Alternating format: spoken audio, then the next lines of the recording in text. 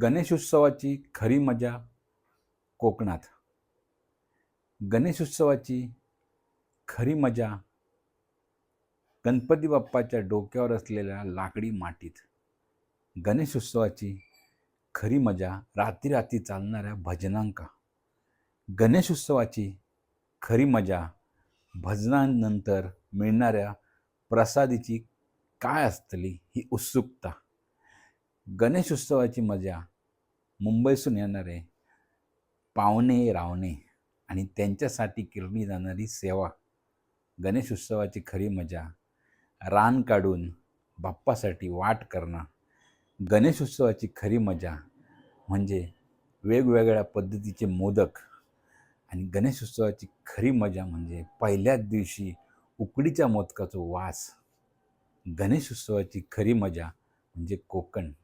आणि गणेशोत्सवाची खरी मजा म्हणजे कोकणातलो गणेशोत्सव.